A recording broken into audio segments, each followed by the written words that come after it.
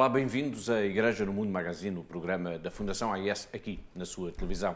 Sou o Paulo Aido e ao longo dos próximos 50 minutos vamos levar até si um resumo do que de mais importante se passou no mundo no que diz respeito à vida da Igreja Católica, nomeadamente em relação aos cristãos perseguidos, à Igreja que sofre. Todas as semanas, sempre a esta hora, sintonize connosco, sintonize com a ajuda à Igreja que sofre.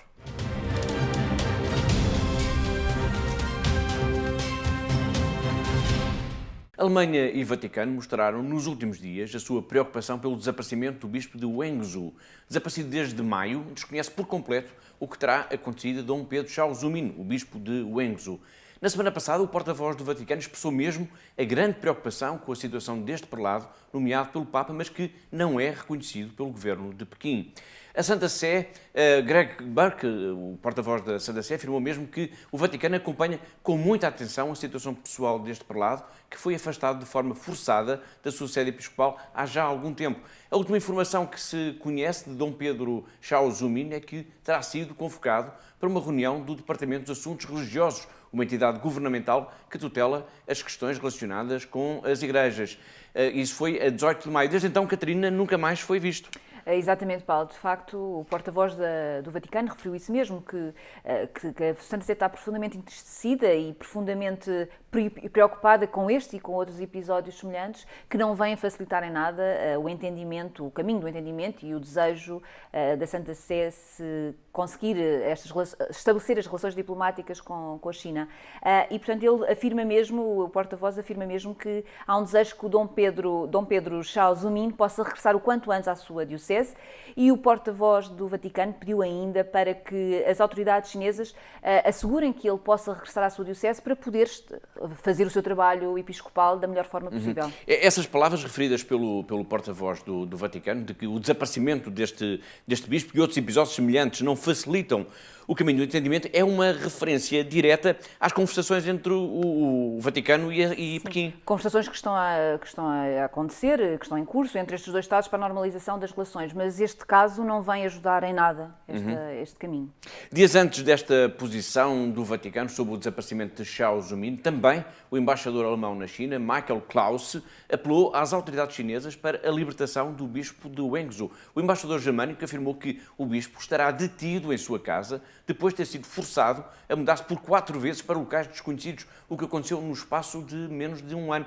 Num invulgar comunicado, difundido através da Embaixada Alemã, faz mesmo um apelo, Catarina, para que a liberdade total de movimentos do prelado seja devolvida. Sim, de facto não é comum uma embaixada envolver-se nestas questões e trazer a público estas questões tão sensíveis, mas isto também revela quão grave é a situação e quão grave é o nível de preocupação que este embaixador tem relativamente às questões da liberdade religiosa na China.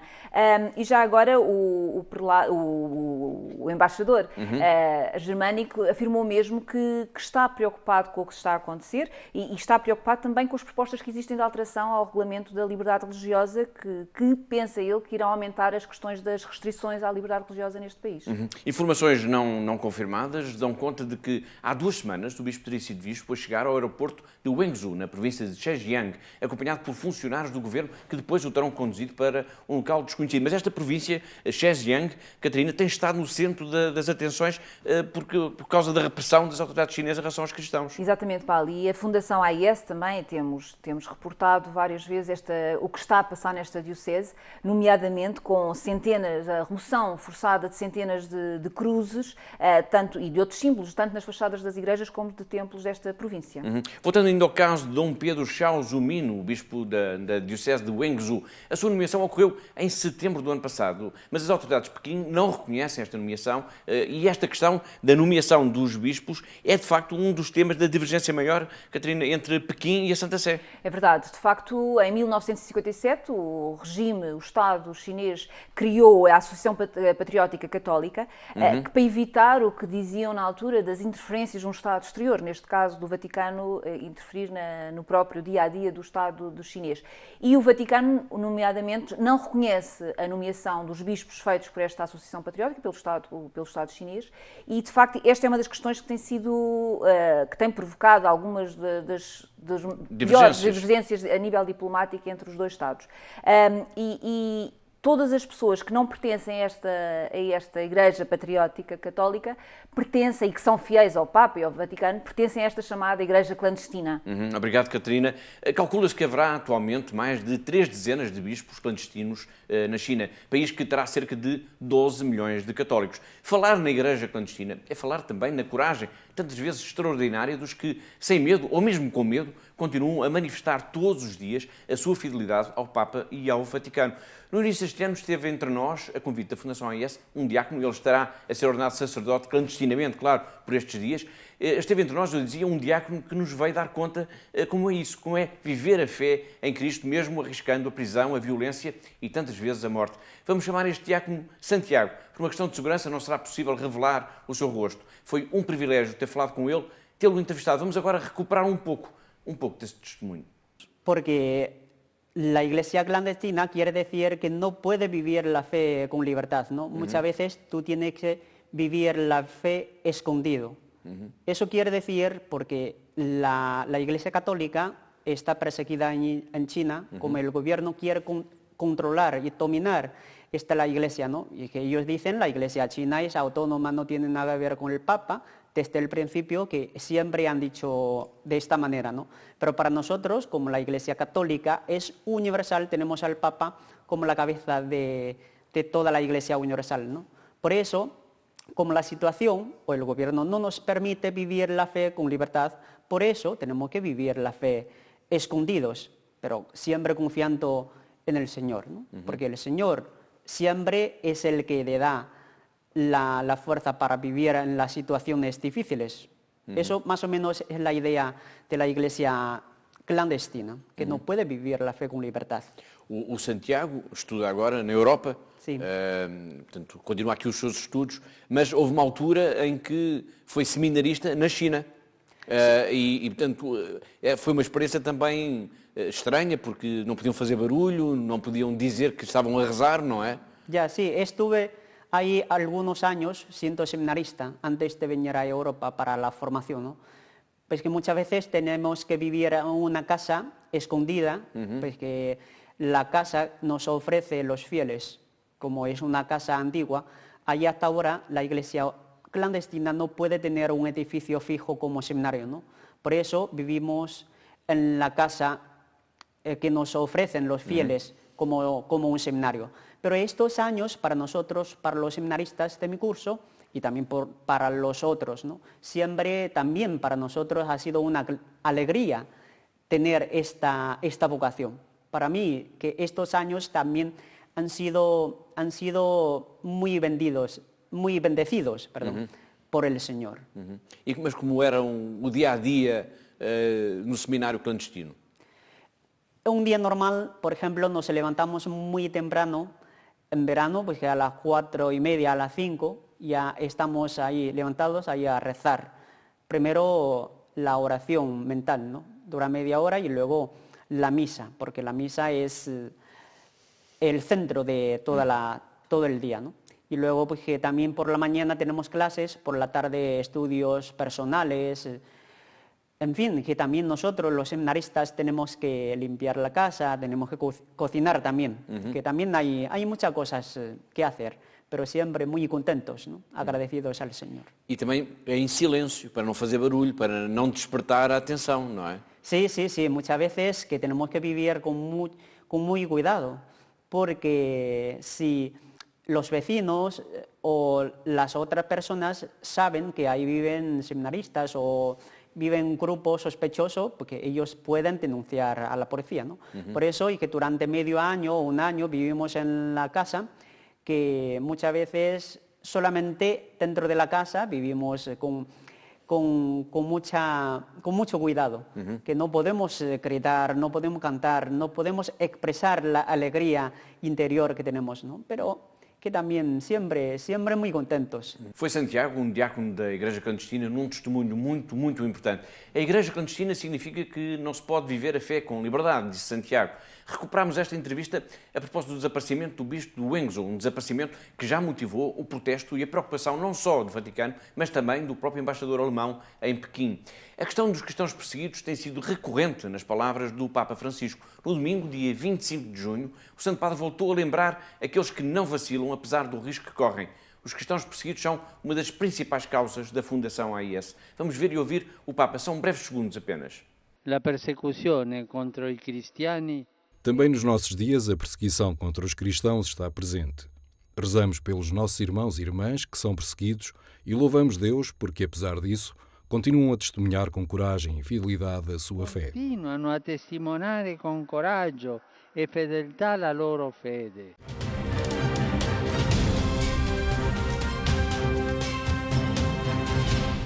Já aqui falámos dela e provavelmente iremos ainda fazê-lo muitas vezes mais. Capturada pelos jihadistas, Cristina voltou a casa 3 anos depois, uma eternidade. Esta é uma história terrível e simultaneamente fantástica. No dia em que os últimos cristãos estavam a ser expulsos de Karakosh, uma menina de apenas 3 anos de idade foi retirada à força dos braços da sua mãe. Foi a 22 de agosto de 2014. Desde então nada mais se soube dela, até agora. Já com 6 anos, Cristina foi devolvida finalmente à família. Foi há semanas. Muitos falam em milagre. Às vezes, chorar significa também alegria. Nesta história da semana, que vamos ouvir já de seguida com a narração da Pilar Rocha, as lágrimas são lágrimas de felicidade. Houve festa em Erbil, no campo dos refugiados, quando no passado dia 9 de junho, Cristina, uma menina cristã de 6 anos de idade, foi devolvida à sua família. Houve festa, mas também lágrimas e muitas orações. O regresso da criança foi saudado por todos como se de um verdadeiro milagre se tratasse. A mãe da Cristina, Aida Hanna, de 46 anos, conseguiu finalmente sorrir. Foram 3 anos em que o seu rosto se transformou numa máscara de dor, de sofrimento. Agora, porém, tudo mudou. Nesse dia 9 de junho, Aida não conseguiu mais esconder a felicidade do reencontro com a sua filha, que um jihadista arrancou dos seus braços no dia 22 de agosto de 2014. Todos os dias o pai da Cristina rezava o rosário pelo seu regresso, atesta o padre Ignatius Offi, que acompanha a comunidade cristã refugiada na região de Erbil.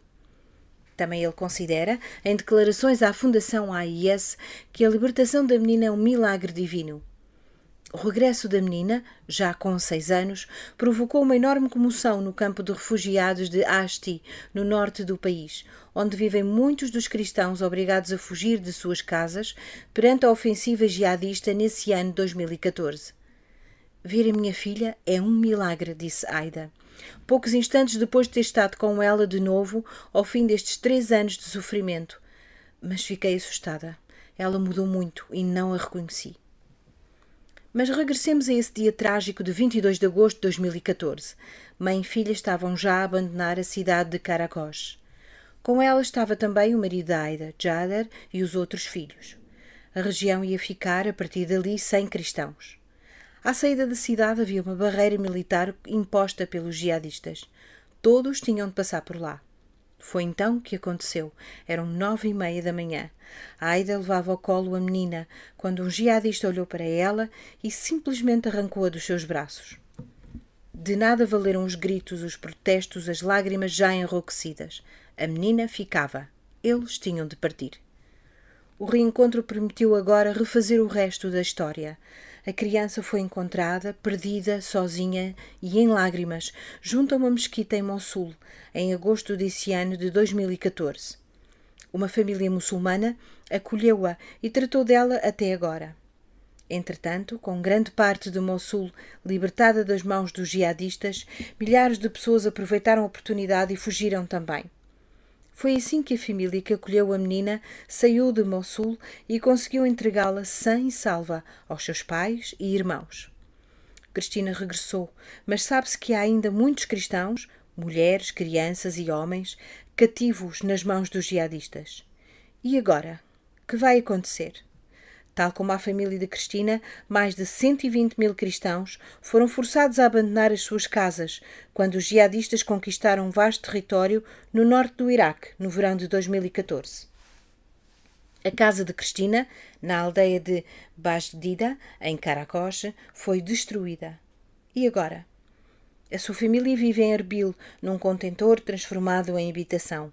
Sem trabalho, sem recursos, qual vai ser o futuro desta menina? O futuro desta família? Aida continua a chorar, mas agora são lágrimas de felicidade. Mas se nada mudar, depressa se transformarão em lágrimas de desespero.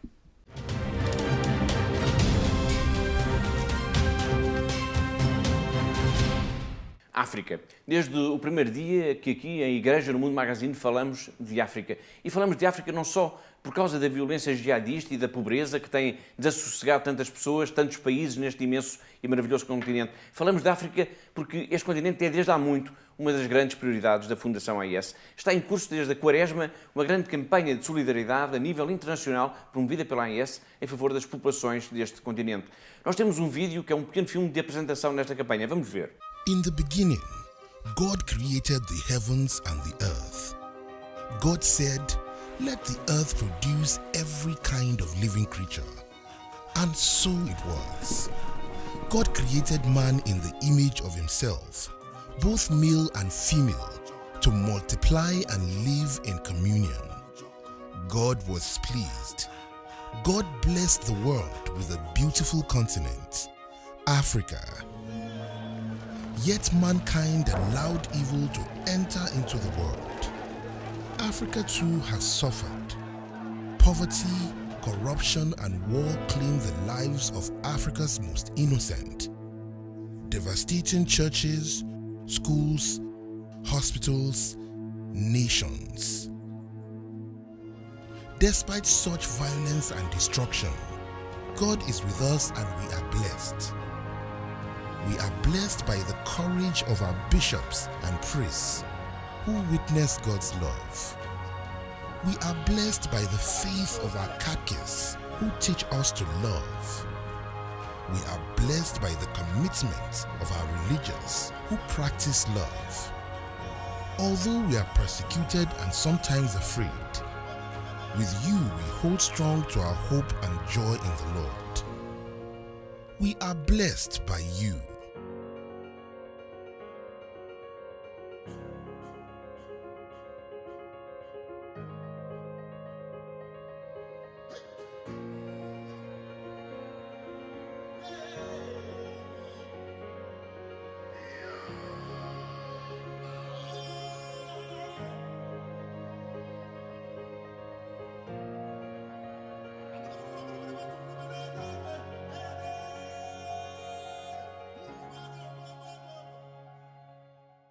Acabámos de ver um pequeno filme de apresentação desta campanha internacional da Fundação AIS em favor de África. Temos mais um pequeno filme que nos vai ajudar a compreender um pouco melhor a realidade da Igreja neste continente, das suas necessidades e anseios. É um filme, Catarina, que tem uma história excepcional. É verdade, Paulo, é de facto um filme extraordinário e que nos interpela também, porque nos mostra que, apesar da pobreza, às vezes da pobreza extrema, apesar da guerra civil, apesar disso tudo, é possível haver alegria. E este filme, de facto, fala-nos dessa alegria e o que nos deixa também a pensar de que, apesar das dificuldades, é possível haver esperança e é possível haver sorrisos. Muito bem. Vamos então ver esse pequeno filme que nos leva até uma igreja que foi destruída pela guerra e que a natureza tomou, entretanto, de assalto. Eles chamam por isso a Catedral Verde. É lá que os cristãos continuam a rezar, a ir à missa ao domingo. É no Sudão do Sul.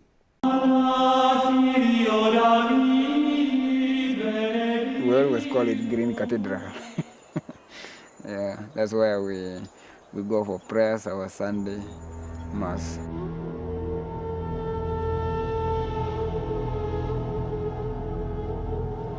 LRA camp, just right behind me, that mountain. That was where they killed 800 people. The LRA massacred 800 people.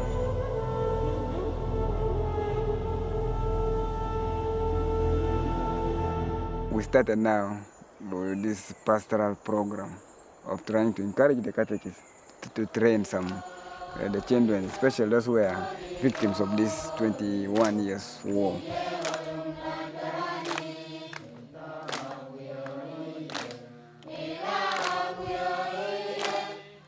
If you get back to your place, if there are well-wishers who can really help us build maybe a better chapel, we can make bricks and raise the walls, but we might need some help also from you.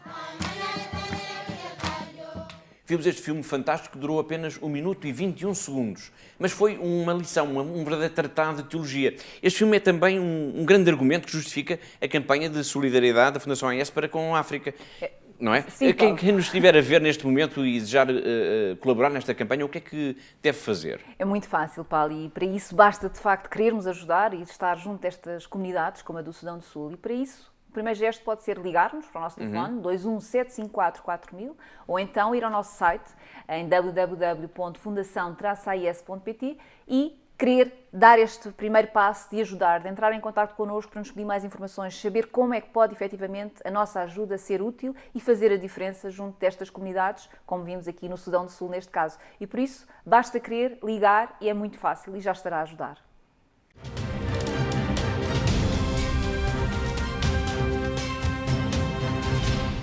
Agora vamos até à Síria, vamos ao encontro da irmã Miri. Desta vez, esta jovem portuguesa, que é oriunda de uma aldeia, o Milharado, ali na região de Torres Vedras, e que vive em Cara, no mosteiro de São Tiago Mutilado, na Síria, vai falar-nos da visita recente de uma família que vive no norte do país, na região de Qamishli.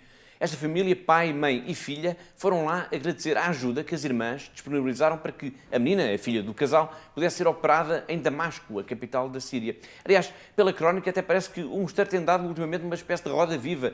É que por lá também esteve de passagem o patriarca Laham, que também já esteve aqui em Portugal, a convite da Fundação AIS. O Qamishli é a zona nordeste da Síria, junto à fronteira turca, que está sob a autoridade curda e também do governo sírio. E é uma zona especialmente cristã, onde há muitas vilas dos siriacos ortodoxos, que são os primeiros cristãos, aqueles que receberam a evangelização aqui na Síria e que guardaram o mais antigo rito litúrgico. Disse-me a irmã superiora, vai recebê-los para teres uma história para contar. Então eu disse-lhes, então vocês do Qamishli, como é que vieram até cá? Não se pode passar. Então viemos de avião até Damasco. É a única via que existe. Então eles tinham vindo ao mosteiro para agradecer, porque a nossa madre interviu junto de alguém para lhe possibilitar que pudessem fazer uma operação, que a sua filha, que precisava de uma operação nas pernas. E então eles fizeram a viagem de Qamishli até Damasco para fazer a operação. E antes da operação vieram cá ao mosteiro para agradecer. A nossa madre não estava cá, mas nós recebemos a visita em seu lugar, e eles visitaram o mosteiro. E depois também nos mostraram uma fotografia da filha, que é diaconesa da igreja. Essa antiga igreja guardou a tradição de São Paulo e dos apóstolos, que levavam, como se diz nas cartas, que levavam de vez em quando uma mulher com eles para os servir. Quando se pergunta como é que estão as coisas para lá, dizem, está tudo bem, está tudo bem. Ouve-se às vezes falar que há tensões para que os cristãos partam, no entanto, as pessoas não querem falar, não falam nisso e dizem que há segurança. Mesmo que tenham sido muitos os que estão a partir dessas regiões e houve alturas em que várias vilas sofreram raptos e também atentados. No dia seguinte tivemos outra visita, foi a do patriarca Gregório III Laham. Ele tinha ido a Homs para celebrar uma missa de primeiras comunhões e quando voltou para casa quis parar no mosteiro. Foi uma visita assim muito cordial. No meio das tensões que infelizmente está a viver a igreja greco-católica, pois tem havido tensões entre os bispos e o patriarca e ultimamente ele renunciou ao seu cargo. E aproveito para pedir a vossa oração para a eleição do novo patriarca, que seja um patriarca que leve forma esta igreja à evangelização e para ajudar os cristãos a viver esta crise, esta guerra e a manterem-se na fé com força no Senhor.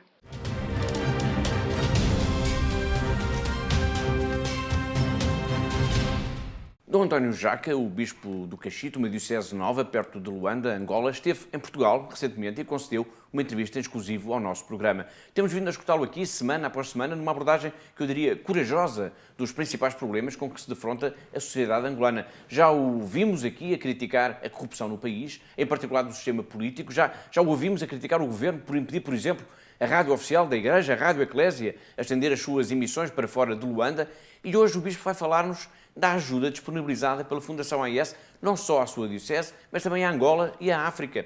Uma ajuda que é preciosa, tanto mais que a esmagadora maioria dos seus fiéis vive abaixo do chamado limiar da pobreza, mas isso não os impede de serem solidários. Uma grande parte da população que não tem grandes recursos. Isso sabemos, não é? Este problema de África, de Angola, são os que têm recursos, são uma minoria significativa, uma minoria que tanto que possui, digamos, 90% dos recursos do país, em termos de digamos assim, de recursos financeiros. Portanto, o resto da população vive também abaixo no limiar da pobreza. No limiar da pobreza. Portanto, e são esses que são os nossos fiéis. E são esses a que nós pedimos contribuição e que respondem com aquilo que realmente têm, que realmente podem fazer. E por isso, nesse sentido, a solidariedade das igrejas irmãs é importante. Aliás, como no tempo dos apóstolos, recordamos como que Paulo organizava coletes para as igrejas de Jerusalém. Portanto, é intrínseco à própria igreja este esforço de virem em ajuda às igrejas necessitadas. E aqui a igreja da ajuda que sofre, e esta denominação é excelente. É feliz, porque de facto a igreja que sofre não só por falta de recursos, que sofre também perseguição e que sofre também no sentido de não poder dar mais como gostaria. É evidente que uma igreja, uma diocese com possibilidade de formar sacerdotes e não os poder receber por falta de estruturas, estamos a penalizar a igreja inteira, que precisa de sacerdotes, por exemplo. E por isso, nesse sentido, o apelo que deixamos aqui de solidariedade é no sentido também de se poder ajudar nos mais diversos moldes. A ajuda financeira, que é importante, mas é aquela ajuda também que pode ser dada e que, felizmente, às vezes a resposta com voluntários, não é? E com sacerdotes experientes em diversos setores, no setor da economia, no setor da educação, da saúde, no setor da gestão financeira. Então, esta ajuda, tanto para o crescimento da igreja em África, é importante.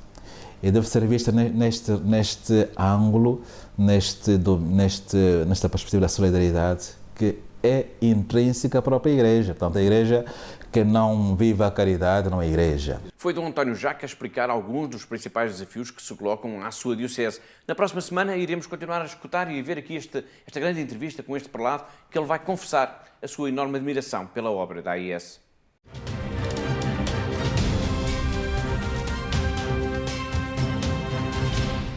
A Fundação AIS, fundada no final da Segunda Guerra Mundial pelo padre Werenfried van Straten, tem como missão ajudar as comunidades cristãs perseguidas, apoiar a Igreja que sofre no mundo. Para concretizar esta missão, é necessário mobilizar os benfeitores e os amigos que, com a sua generosidade, são, diremos assim, os grandes protagonistas desta história de amor. Agora, com a ajuda da Ana Maria, vamos ficar a conhecer uma carta, uma simples carta das muitas dezenas que todos os dias chegam à sede da AIS em Telheiras, em Lisboa. Cada carta transporta consigo também uma história. Cada uma destas cartas que os benfeitores e amigos fazem chegar à Fundação AIS tem uma impressão digital única. Falam do amor, da solidariedade. Os benfeitores da AIS são, acreditem, das melhores pessoas do mundo. Olá, hoje trago-vos aqui uma carta de uma benfeitora que diz o seguinte: depois de ler o boletim que me enviam, podem crer que fico sempre angustiada com as notícias sobre o Médio Oriente. Não posso ficar indiferente com o que lá se passa e, por tomar consciência do que sofrem os nossos irmãos perseguidos, por causa da fé que professam. Todos os dias peço ao Senhor que faça descer sobre eles a sua força e coragem para carregarem tão pesada cruz. Também peço muito por todos aqueles que, na sua entrega generosa, se preocupam a dar ajuda e apoio a todas essas pessoas, como irmãs religiosas, sacerdotes e também os voluntários. A Igreja que Sofre tem sido um apoio enorme e incalculável para todos estes países que sofrem a perseguição e a guerra. Que todos nós, com as nossas migalhinhas, possamos minorar esse sofrimento.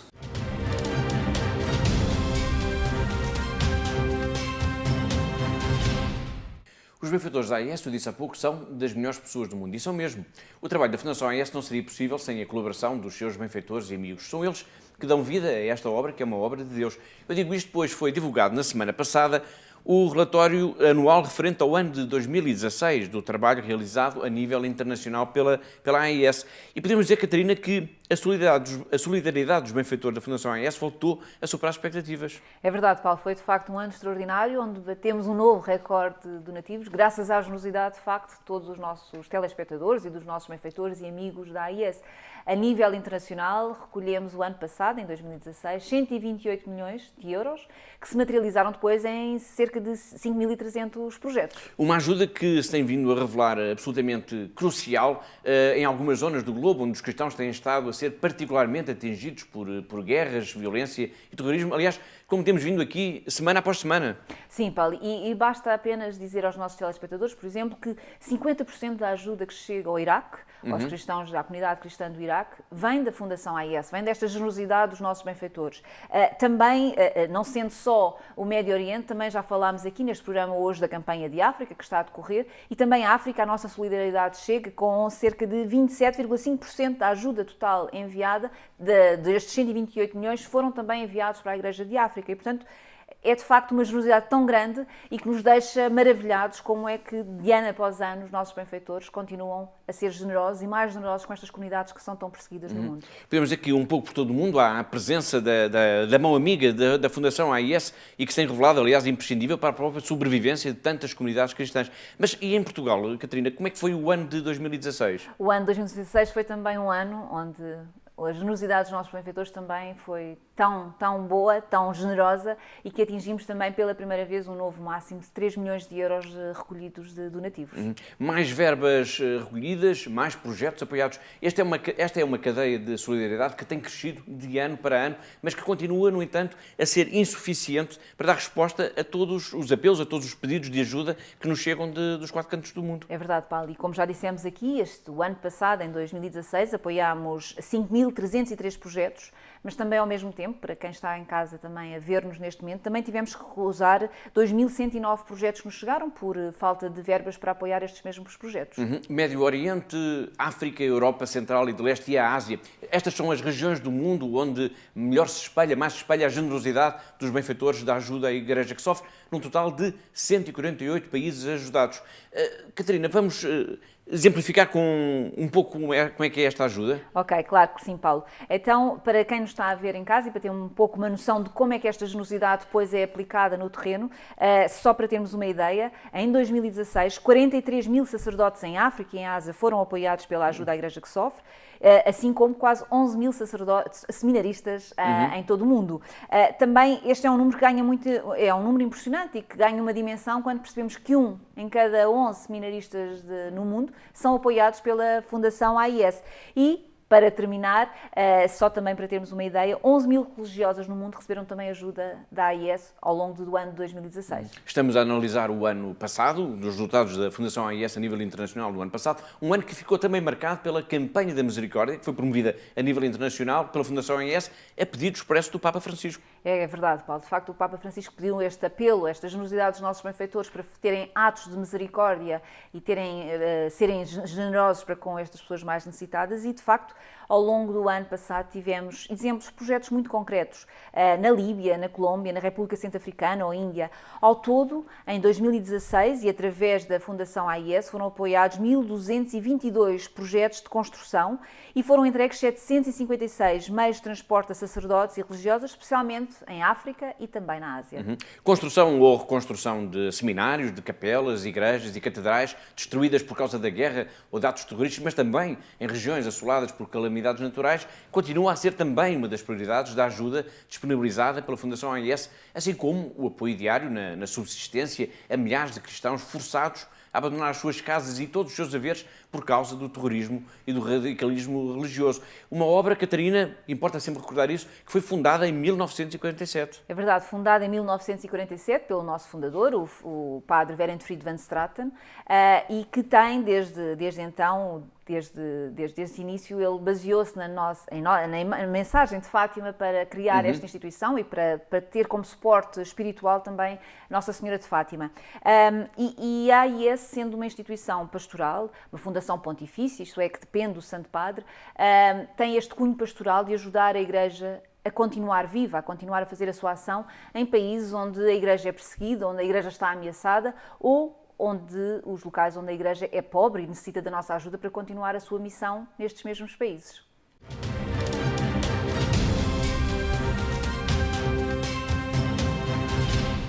Maria Teresa Maia Gonzalez. Esta escritora não precisa de apresentações. Aliás, basta dizer o nome do livro, A Lua de Joana, para que milhares e milhares de jovens e de adultos, claro, também, saberem de quem estou a falar. Pois bem, esta escritora é também uma grande amiga da Fundação AIS. Ainda recentemente a Fundação publicou um livro, A Árvore de Mona, cuja venda reverte na íntegra para a AIS. Pois bem, nós fomos à casa de Maria Teresa Maia Gonzalez para ficarmos a conhecer melhor esta professora e escritora que tem encantado gerações e fizemos um desafio que ela aceitou. Veja a entrevista e descubra o que é que lhe propusemos. Que livro é este?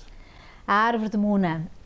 É um livro sobre uma menina refugiada, é um livro sobre a infância, é um livro sobre as árvores, de que eu gosto tanto, não é a primeira vez que escrevo sobre as árvores.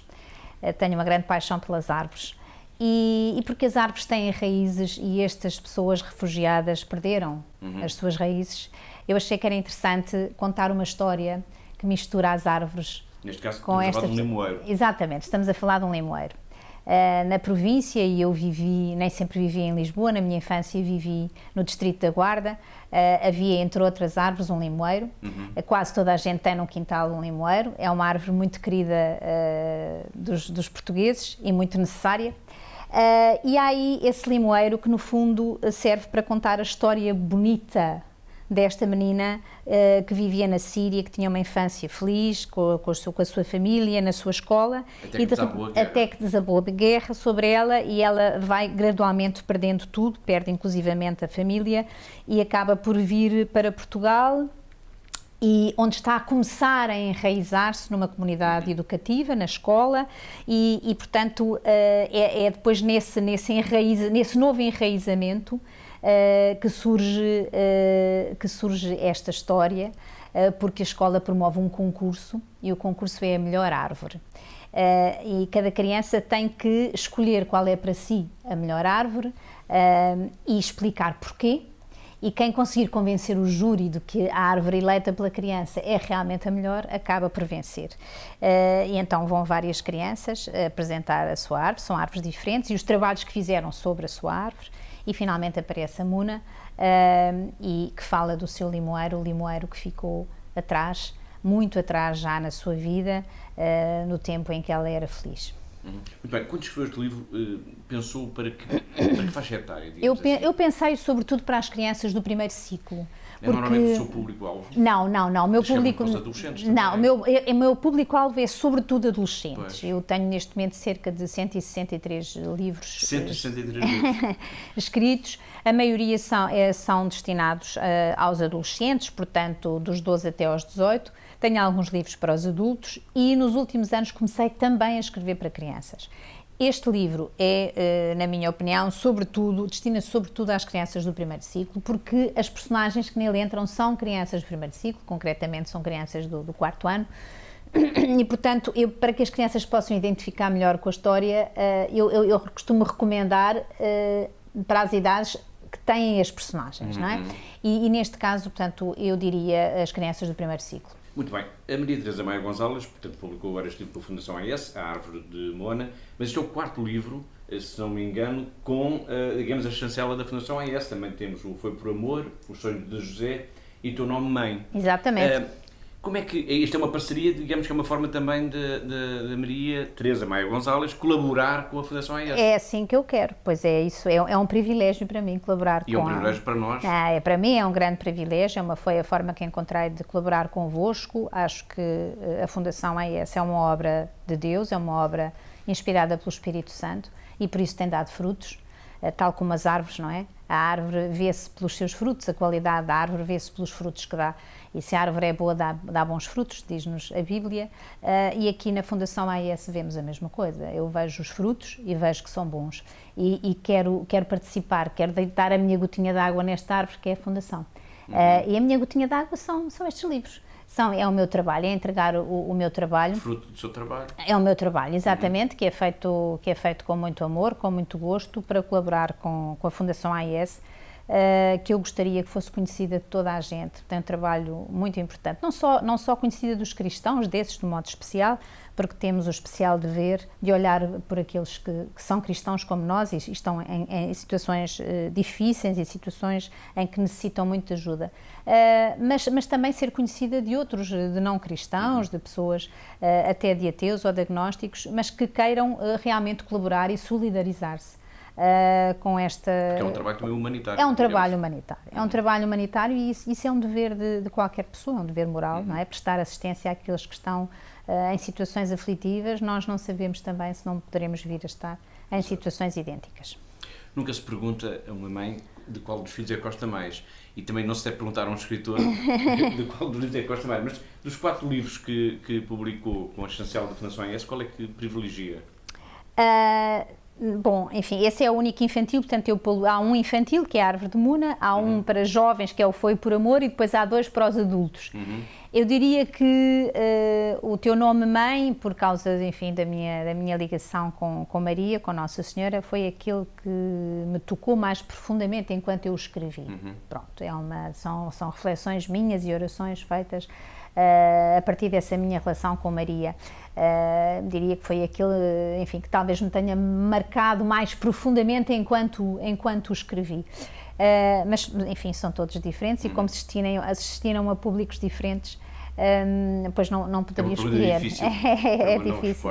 Eu uma vez, agora estava a escutá-lo e estou-me a recordar que uma vez entrevistei o então padre João Marcos, agora o Dom João Marcos, que é pintor e que faz arte sacra. E eu perguntei-lhe, lembro perfeitamente do quarto dele ali no seminário, repleto de quadros, no fundo aquilo era um ateliê mais do que um quarto, e perguntei-lhe o que era a arte sacra, ou seja, o que é que separaria um quadro, digamos, por exemplo, de um santo, de um outro, uma réplica exatamente igual, mas qual deles é que era a arte sacra? E a explicação dele é extremamente simples, desarmante, que é, no fundo, ele tinha que rezar, tinha que, antes de começar a pintar, digamos, pedir quase que a própria inspiração divina para que aquela obra, digamos, as suas mãos fossem o prolongamento de Deus. E consigo, também é assim? É sempre assim. Eu, antes de começar a escrever, seja o que for, digo sempre a Deus, ajuda-me a colaborar na construção do teu reino. A minha colaboração, como dizia a Matriz de Calcutá, é tal gotinha pequeníssima no oceano, não é? Sabemos que o oceano, dizia ela, e com razão, fica menor sem essa gota que cada um de nós pode dar. Mas antes de começar a trabalhar, faço isso. Quero trabalhar para colaborar na construção do reino de Deus. Essa é a minha vontade. Deus faz o resto. Deus faz o que há de bom naquilo que aparece feito pelas minhas mãos, não é? Porque lá está, eu tenho um padre muito meu amigo, que é o Frei Hermínio Araújo, franciscano, que me diz sempre, deixa o Espírito Santo trabalhar. Deixa o Espírito Santo trabalhar em si. E, portanto, quando nós abrimos as portas ao Espírito Santo, é Ele que faz o que nós não sabemos fazer. Portanto, o que nós temos, a nossa parte é a disponibilidade. Exato. Não é? É a disponibilidade. Através de nós, o Espírito Santo é pintor. É pintor, é escritor, enfim. E, portanto, um bocado como acontece naturalmente na Fundação AES, não é? É constituída por pessoas que estão disponíveis para acolher, para ir ao encontro daqueles que precisam de ajuda. Ele faz o resto. Eles fazem a parte difícil. Muito bem. Muito obrigado por esta pequena conversa. Muito obrigada aqui eu. sua casa. Mas antes de nós desligarmos as máquinas, eu gostaria de lhe pedir um favor. Nós pretendemos, na Fundação AIS, convidar algumas pessoas, digamos, mais conhecidas do grande público, que tenham mais relevo na sociedade portuguesa, enfim, e também, além de outras pessoas, claro, para serem como que embaixadores da Fundação AIS. Ou seja, onde elas forem, vai também sempre um pouco da Fundação AIS. Eu tenho a certeza que a Maria Teresa Maia Gonzalez aceitará de bom grado ser a nossa embaixadora. Com certeza. Então agora gostaria de pedir à senhora embaixadora para se dirigir aos nossos telespectadores para dirigir uma palavra aos nossos benfeitores e amigos.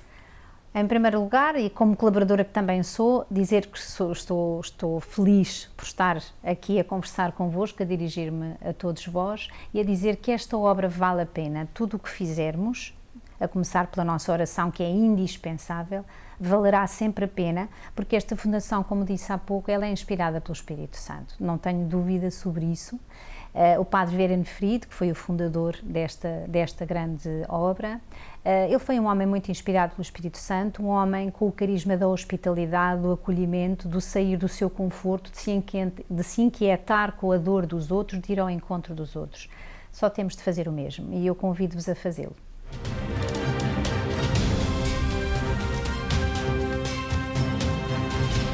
Foi a primeira embaixadora da Fundação AIS. A partir de agora vamos mostrar aqui os rostos e as mensagens das personalidades que aceitaram ser também embaixadores da Fundação AIS. São pessoas que aceitaram dar-se por esta causa. A causa da Igreja perseguida, a causa da Igreja que sofre. Vamos agora de novo até ao Vaticano. Paragem obrigatória aqui neste programa da Fundação AIS. O Santo Padre comunica de forma única, numa linguagem que não precisa de traduções, que é simples, que é incisiva, que é apelativa. Todos os dias, ou quase todos os dias, o Papa Francisco publica na internet um pequeno texto que acredito tem sido precioso para que todos possam compreender melhor o papel dos cristãos nos tempos tão conturbados em que vivemos. Os tweets do Papa Francisco é um tema incontornável na Igreja no Mundo Magazine.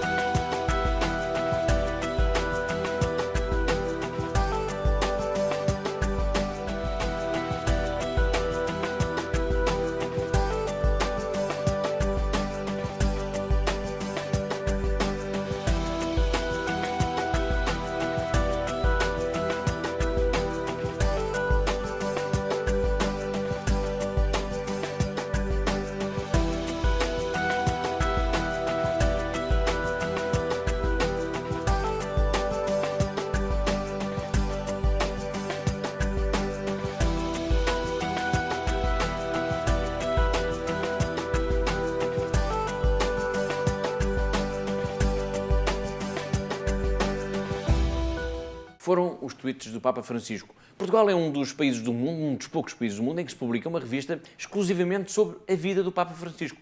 A revista chama-se O Meu Papa e, tal como fizemos nos programas anteriores, vamos saber agora, em primeira mão, quais são os temas principais da edição que estará a chegar por estes dias a todo o país. Vamos já ao encontro de Clara Raimundo, a diretora da revista, que está na redação de O Meu Papa, que nos vai apresentar essas novidades. Olá, Clara. Olá, Paulo. Como sabes, em todas as edições da revista O Meu Papa, ficamos a conhecer um pouco melhor o Papa Francisco.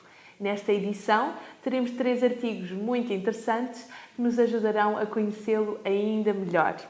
Sentamos-nos à mesa com o Papa Francisco, na casa onde ele vive, em Santa Marta, e ficamos a perceber o que é que ele costuma comer, quais são os seus pratos preferidos e descobrimos também que ele gosta muito de cozinhar.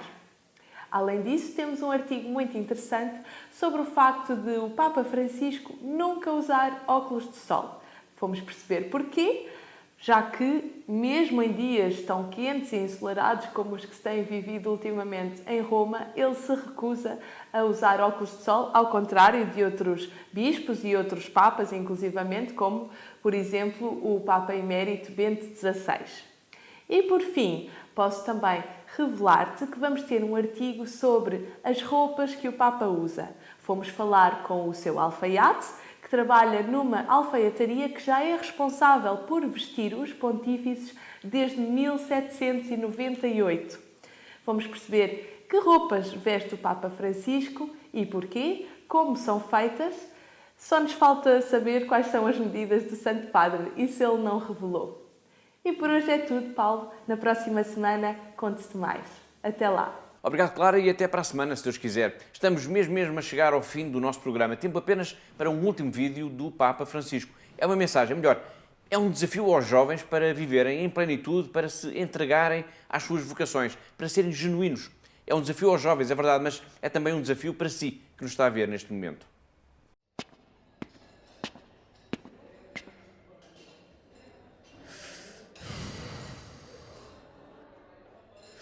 Sé que ustedes, los jóvenes, no quieren vivir en la ilusión de una libertad que se deja arrastrar por la moda del momento, que apuntan alto. ¿Es así o me equivoco? No dejen que otros sean los protagonistas del cambio. Ustedes, los jóvenes, son los que tienen el futuro. Les pido que lo construyan, que se metan en el trabajo por un mundo mejor. Es un reto, sí, es un reto. ¿Lo aceptan? Pidan conmigo por los jóvenes, para que sepan responder con generosidad a su propia vocación y movilizarse por las grandes causas del mundo.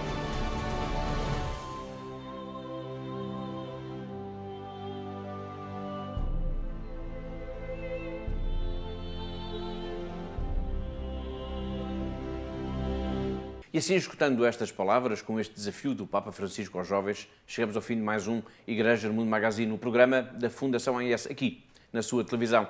Em nome de toda a equipa que pensou, produziu e levou até si este programa, despeço-me com amizade. Até à próxima semana, até ao próximo Igreja no Mundo Magazine, se Deus quiser.